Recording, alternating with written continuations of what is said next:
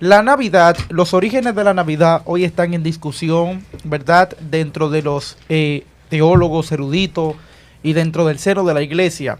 Algunos datan el origen de la Navidad, ¿verdad? Con los Saturnales romanos. Otros, ¿verdad?, que se inclinan a favor de la Navidad, defienden, ¿verdad?, esta tradición de la Navidad con la fiesta de Hanukkah o la fiesta de la dedicación. Jesús fue a una fiesta de esta en Juan capítulo 10, versículo número 20, no, esa era la de Caná de Galilea. Ahí dice que fue a una fiesta de la dedicación, allí subió Jesús. Por otro lado, ¿verdad?, tenemos el origen pagano, ¿verdad?, que es más aceptado dentro de la iglesia, lo que tiene que ver con Tamuz, Semiramis y Nimrod. Es decir, es una de las bases de lo que postulan en contra de la Navidad. La Navidad como tal, es decir, como fiesta y como celebración, tiene orígenes paganos. Es una realidad irrefutable. En el año 350, recordémonos que en el año 311, 313 de nuestra era... ¿Y qué es lo que hacen estos dos ahí? se logró dentro del imperialismo romano, con el Tratado de Milán del año 311 al 313, ¿verdad? 325 fue el Concilio de Nicea. Para corregirte, Dios hermanito. mío, padre amado. No, para aportarle, para ayudarle. Pero o sea, Espíritu el tratado de tolerancia de Nicomedia 311 y el Tratado de Milán 313. Ahí sí. Tratado de Milán, tolerancia cristiana. Entonces, ahí se logró la paz cristiana, lo cual va a producir dentro de la iglesia o dentro del imperio romano un sincretismo religioso con inclinación a la fe cristiana de corte católico específicamente. En el año 350, ¿verdad?, el emperador se llamaba Julio I, estableció fue el primer papa. Exacto, estableció el 25 de diciembre como día de la celebración de Navidad o del nacimiento de Natividad, como ellos lo conocían, que más adelante León Magno en el año 440 mediante decreto lo estableció. Y en el año 550, no recuerdo el nombre de la persona que lo estableció como una celebración oficial del imperialismo. Sí. Dionisio el Exiguo. Exacto, lo estableció de manera, ¿verdad?, prácticamente obligatoria. Esa misma información. Escúcheme, obligatoria dentro del imperialismo romano. Ahora, ¿qué eran las fiestas saturnales? Saturno, dentro del mito romano, ¿verdad?, era el dios de la agricultura y el dios de los cielos, ¿verdad? Entonces, en base a ese dios, recuérdense que los pueblos paganos, los dioses de las naciones, ellos les rendían culto. Y una forma de rendirle culto a él era haciendo lo que ellos conocían como las fiestas saturnales del 7 de diciembre al 24 de diciembre. Específicamente aprovechaban ese evento astronómico del solsticio del invierno, ¿verdad? Exacto. Donde los días eran más cortos y la noche era más larga. Finalmente, el sol al final de la jornada salía sobre los cielos, ¿verdad?, y alumbraban. Entonces, ¿qué pensaban ellos en estas fiestas saturnales? Que era como que la tierra estaba muriendo al tener noches más largas y días más cortos. Cuando ellos veían salir el sol y repuntar en los cielos, ellos veían como que el sol daba una nueva esperanza y nacía de nuevo. De ahí viene, ¿verdad?, lo que se conoce como el Nativity Solis Dies Nativit Sol Invictus, como el día del sol naciente o el día invicto del sol, ¿verdad? Que fue el 25 de diciembre, pero que más adelante en el sincretismo de la fe católica se estableció el 25 de diciembre como el día del nacimiento de nuestro Señor Jesucristo, algo que algunos padres de la iglesia, tales prácticas, la venían criticando de ese sincretismo cultural que estaba entrando dentro de la fe cristiana, como fue en el caso de Tertuliano. Hizo críticas fuertes a la iglesia y del paganismo que estaba entrando dentro del pueblo cristiano, vamos a decir, de corte católico especialmente. Y creo que podemos seguir más adelante. Vamos a ver los postulados del siglo XVIII, de Alexander Hilos, ¿verdad?, en 1837, 35 al 37, con el postulado famosísimo, que fue lo que trajo la gran crítica que no había en el seno de la iglesia en cuanto a la natividad. Es decir, en cuanto a la Navidad, desde el siglo IV hasta el siglo XVIII, y siglo XVI para atrás, no habían críticas prácticamente de parte de la iglesia a la Navidad. Entonces, cuando Alexander Hislop, ¿verdad?, en el siglo XVIII postula su libro Las dos Babilonias, allí es donde él va a hacer una crítica hacia la práctica de la Navidad en el seno de la iglesia. Él era presbiteriano, era un anciano de la iglesia presbiteriana en esa época, y le hizo esa gran crítica a esa práctica dentro de la iglesia. Y él es el que crea ese pensamiento de la iglesia de que la práctica de la Navidad y estas festividades, ¿verdad?, tienen relación con Semiramis, con Tamuz y con Nimrod. Él es que crea este mito, ¿verdad? Hay dos personajes dentro de los tres mencionados que se pueden datar hasta bíblicamente, como es el personaje de Tamuz.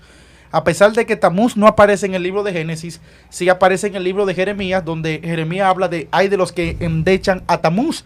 Y en el libro de Génesis capítulo 10 está la persona de Nimrod, ¿verdad?, que fue aquel hombre que murió, subió a los cielos y se convirtió en el dios Sol finalmente.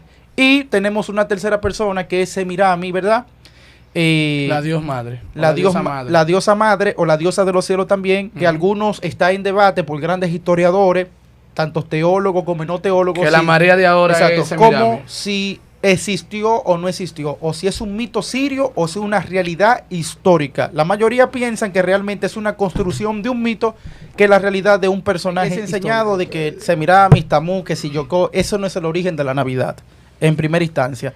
Eso fue una creación de aquel, ¿verdad?, anciano mencionado, Alexander Hislop, sí, ¿verdad?, en el siglo XVIII, que él creó ese mito que más adelante en el siglo XIX fue criticado por algunos historiadores cuando él habló de estos tres personajes de Nimrod, Semiramis y Tamuz. Ahora, ¿qué pasa? ¿Dónde sí tiene origen la Navidad?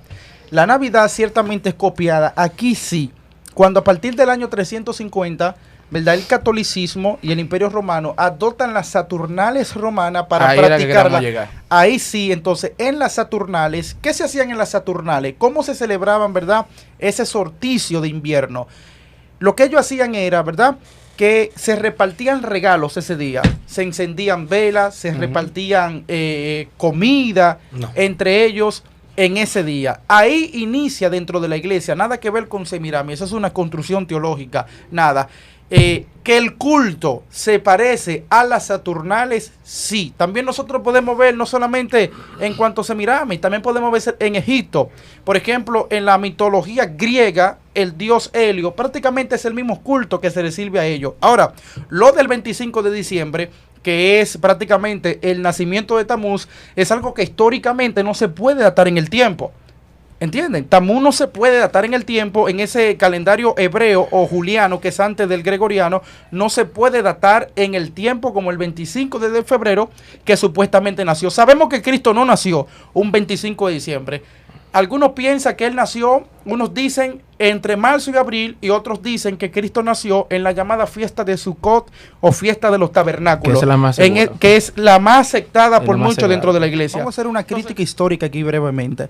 Tenemos el Sol Invictus, no solamente aparece como el nacimiento del sol o el dios sol en la mitología siria, ¿verdad?, sino también, también aparece en la cultura hindú, en los chinos, en los romanos, en los griegos, en diferentes culturas del mundo. El culto al sol es una referencia. Pero en los egipcios también. No se llamaba así, se llamaba sí, lo que pasa es que dame un segundo. Sí. Entonces, ¿qué pasa?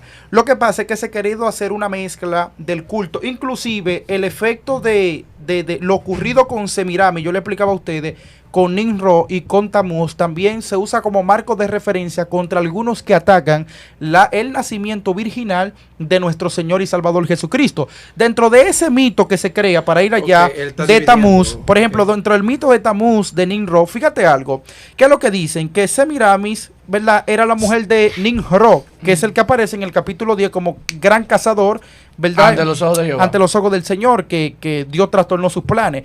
Esta gente tuvieron una relación, ¿verdad? No tuvieron hijos. Él murió, ascendió a los cielos, según crea la misma Semiramis, ese mito que él lo crea, según la leyenda lo crea Semiramis, asciende al cielo él y se convierte en el dios sol o en el sol de todo. Y según ese mito, lo que dice es que siendo él el dios sol, los rayos del sol penetraron en el vientre de Semiramis y de ahí dio a luz a Tamuz, ¿verdad? Y se consideró como el primer... Eso fue algo que ella se inventó. Exacto, como se lo inventó ella, es un mito, porque eso no es un mito. ¿Qué diferencia? Déjeme explicarle esto breve. ¿Cuál es la diferencia de un dogma y de un mito? Que los dogmas se crean mediante consenso, mediante asamblea. Ahora, el mito surge mediante una creencia de algo que se dice sin una comprobación histórica. Es decir, nosotros creemos eso ocurrió, no hay una comprobación histórica, un marco histórico de nada, una evidencia histórica, eso es un mito. Entonces, ese mito dice que los rayos del sol penetraron al vientre de Semiramis y de ahí nació Tamuz, a quien ella también lo tomó por mujer, porque ella decía que era la reencarnación, ¿verdad?, de Nimrod. Y en el lugar que Nimrod murió, nació un árbol. Sí, de ahí algunos datan también lo que la diferencia que entre Tamuz, ¿verdad?, entre Nimrod, que se convierte en el dios sol, ¿verdad?, en ese pensamiento.